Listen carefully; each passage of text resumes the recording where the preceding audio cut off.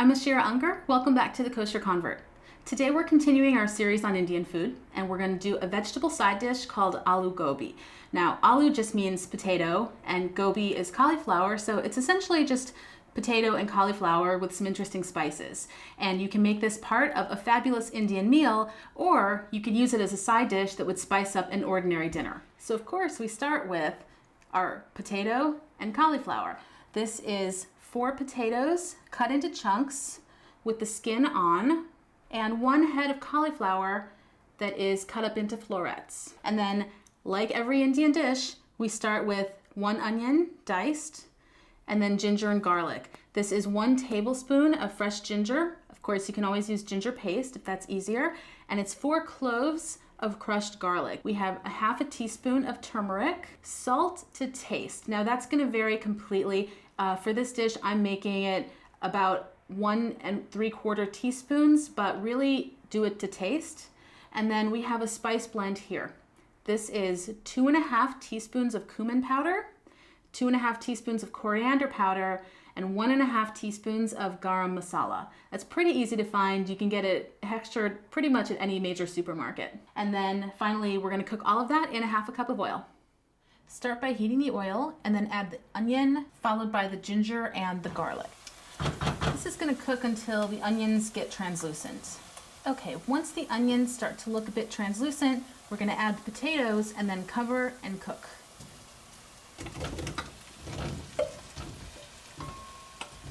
The potatoes take a lot longer to cook than the cauliflower, so we're gonna let these cook until they're almost done, and then we're gonna add the rest of the ingredients. Once that's mixed well, just put a cover on and let it cook until the potatoes are almost done. Okay, this has been cooking for almost 20 minutes, and the key to making this dish right is adding the cauliflower at the right time. Now, I've made it badly many times, and if you add the cauliflower too soon, by the time the potatoes are done, the cauliflower is complete mush. If you add the cauliflower too late, you basically end up with really mushy, almost mashed potatoes with a bunch of cauliflower. So it's really important for the potatoes to be about 3/4 done, maybe even just a hair over 3/4 done. This looks like a pretty good stage. You can see that you can start to get a fork into the potato a bit, but it's not completely mushy yet.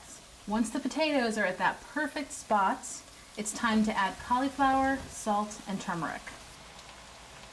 And mix that together. And then cover and let that cook. Okay, once the cauliflower is just about cooked, we are gonna add the spices. And this is the spice mixture, the cumin, coriander, and garam masala.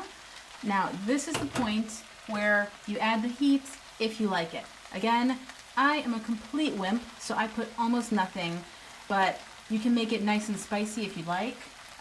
This dish actually is a bit better when there is a little heat, so I use just a tiny bit.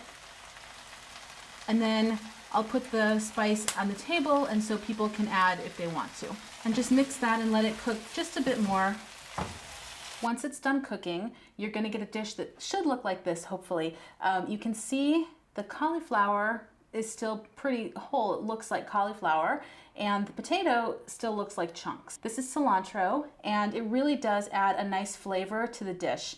I don't think you really ever want to garnish just for the sake of color if it doesn't add something flavor-wise. This dish goes great with Indian food, obviously, but if you're doing a simple roasted chicken, you can add this, and then you have a starch and a vegetable side with a lot of flavor, and it'll make a simple meal a lot more interesting. Potato bone.